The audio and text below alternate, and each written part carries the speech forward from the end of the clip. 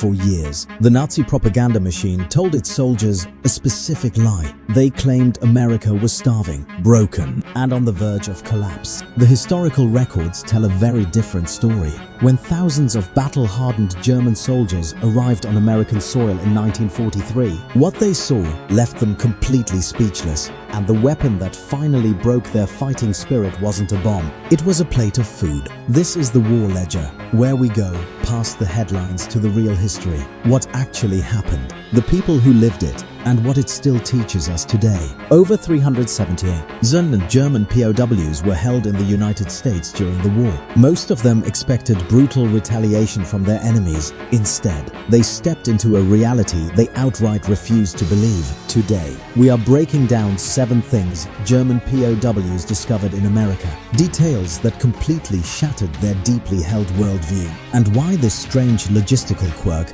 was actually a psychological masterstroke.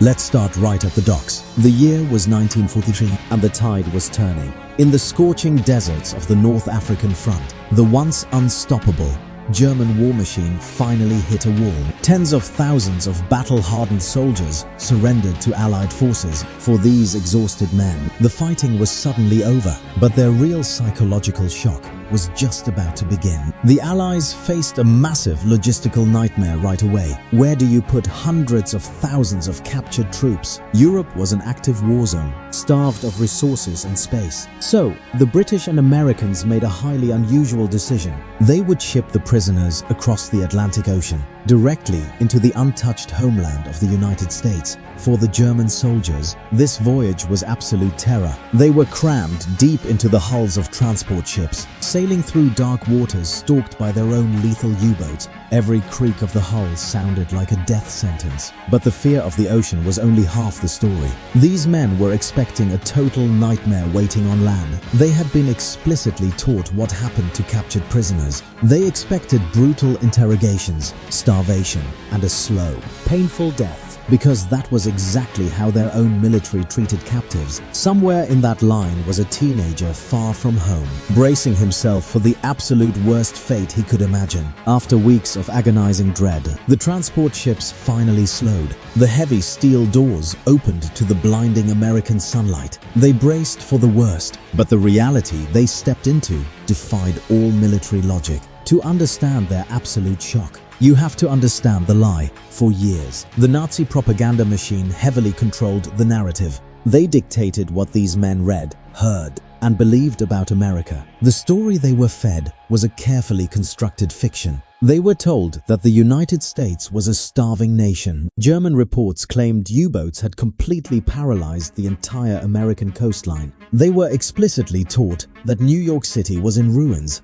that everyday citizens were rioting in the streets for basic rations. So, when these terrified soldiers finally docked in late 1943, they fully expected to see a crumbling society struggling to survive. Instead, they stood on the decks and looked out at the harbor. What they saw first wasn't a city reduced to smoking rubble. It was a towering, untouched skyline gleaming brightly in the sun. The lie was exposed. There were no air raid sirens echoing through the busy streets. There were no bomb craters or shattered buildings anywhere in sight. The docks were operating with a massive, terrifying level of efficiency. Hundreds of ships were being loaded and unloaded at breakneck pace. For the captured men, the mental disconnect was immediate and violent. Everything they had been fighting for was suddenly thrown into question. The American home front was completely untouched by the global war. This was the exact moment that quiet psychological weapon was deployed. The plate of food we talked about earlier was coming next. They were about to be processed into the sprawling prison system, and that is where the total collapse of their worldview began.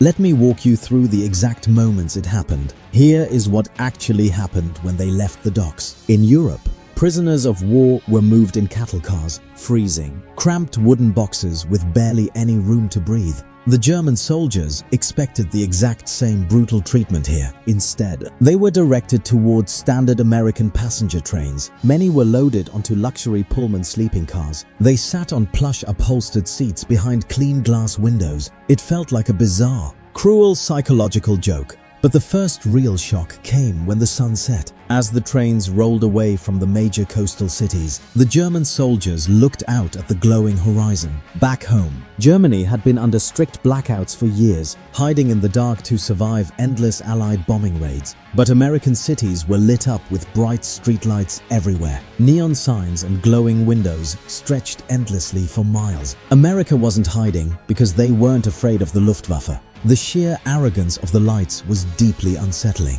Then came the endless industrial capacity they saw outside. Factories pumping out steel, tanks, and aircraft around the clock. No rubble, no cratered rail lines, just pure uninterrupted production. They finally arrived at sprawling facilities like Camp Aliceville, Alabama. And this is where the logistics truly broke their spirit. Under the Geneva Convention, prisoners were guaranteed basic adequate rations, but the United States had a massive, untouched agricultural surplus. The POWs were handed trays piled high with fresh beef. They were given real butter, fresh eggs, and whole milk. Back in Berlin, their own families were starving on rations, eating bread mixed with sawdust just to survive the winter. Here, the captured enemy was eating better than German civilians. The bizarre surplus didn't stop at the camp cafeteria doors. Millions of American men were currently fighting overseas in combat, so the POWs were sent to work on local farms. They were not treated as expendable, starving slave labor. They were actually paid for their daily agricultural work, earning about 80 cents a day in military canteen coupons. They used this money to buy Hershey bars and tobacco. Some camps even allowed them to buy cold beer. This was the terrifying reality of the American war machine.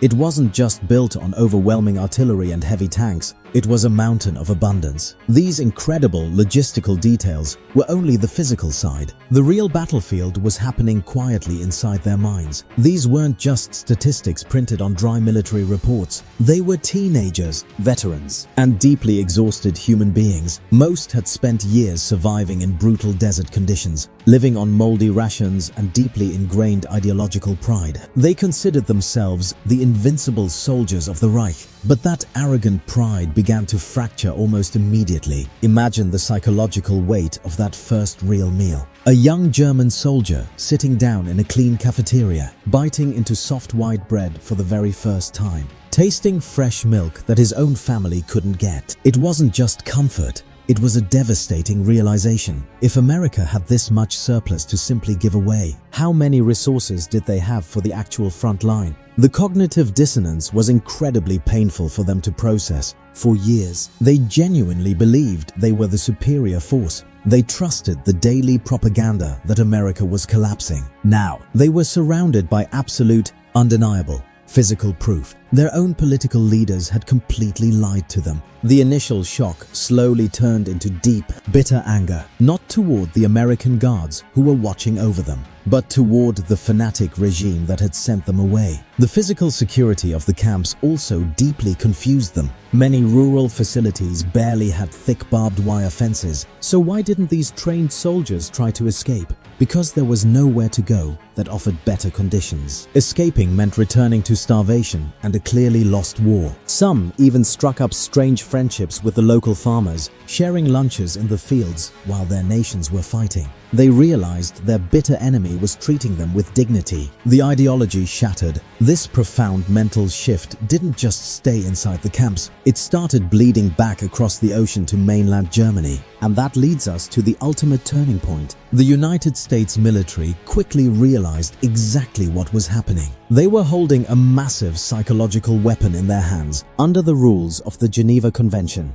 prisoners could write home, and this is where the turning point actually occurred. Hundreds of thousands of letters flooded back into mainland Germany. Nazi censors desperately tried to block the truth from spreading, but they simply could not stop the sheer volume of mail. German families began reading about fresh meat, butter, and untouched cities, while they were freezing in bomb shelters surrounded by rubble. The myth of a starving, defeated America completely evaporated overnight. This quiet shift in morale severely damaged the German war effort. It wasn't just a sudden loss of faith in their political leaders. It was the devastating realization of absolute American industrial supremacy. How do you defeat a nation fighting a massive two-front global war, while simultaneously overfeeding hundreds of thousands of captured enemy troops. You simply cannot win. Meanwhile, this POW labor force became a massive domestic advantage. They worked on vast agricultural farms, in logging camps, and factories. This directly freed up millions of American men to deploy overseas. The prisoners were actively helping to sustain the Allied war effort.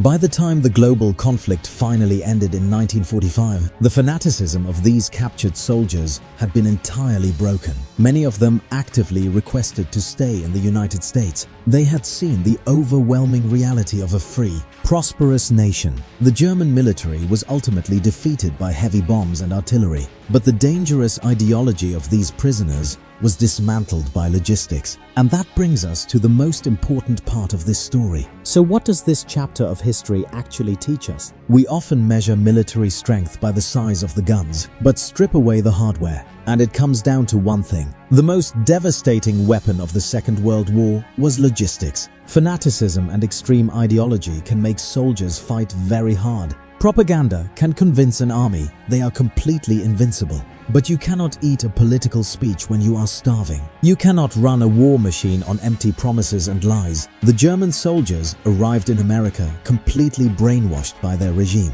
They fully believed they were a superior force destined to win. But that radical belief system was highly fragile in the end. It could not survive direct contact with absolute, undeniable physical reality. A plate of fresh food did more psychological damage than a bomb, because it proved that the system they fought for was a lie. Extremist regimes always build a massive wall of lies to survive. They isolate their own people from the truth of the outside world, because they know the truth is highly infectious and deeply dangerous. When you show a starving enemy soldier a lit-up, prosperous city, when you treat a brainwashed captive with basic human dignity and respect, you do not just defeat them on a physical battlefield. You completely dismantle their entire reason for fighting you. You break the illusion, and once that illusion is broken, the war is effectively over. That is the real lesson buried in these forgotten prisoner camps. Logistics and humanity will always outlast blind fanaticism and hatred. Here is my honest take on this strange piece of history. We often think of warfare purely in terms of total destruction. We measure victories by the number of enemies eliminated in combat. But the American treatment of German prisoners reveals a different truth. In my view, treating your enemy with humanity is not weakness. It is actually one of the most effective psychological weapons available. By offering these men fresh food, fair wages, and basic respect, the United States completely dismantled the Nazi propaganda machine from within. They did not just capture soldiers, they captured their minds. They forced fanatic teenagers to confront the reality of their regime. And they did it without firing a single additional bullet. It makes you wonder how many lives were ultimately saved, because those letters sent home shattered the morale of the enemy. This story challenges how we view strength and strategy in wartime. Sometimes, the most devastating blow you can deal to a fanatic is simply showing them that a better, kinder world actually exists. What do you think this moment in history teaches us today? Do you agree that logistics and humanity can defeat fanatic ideology? Let me know your thoughts in the comment section down below. If you want to hear more untold stories from the war, make sure to hit that subscribe button right now. Check out the video on your screen for another historical deep dive. This is W2 Reenactment, and I will see you next time.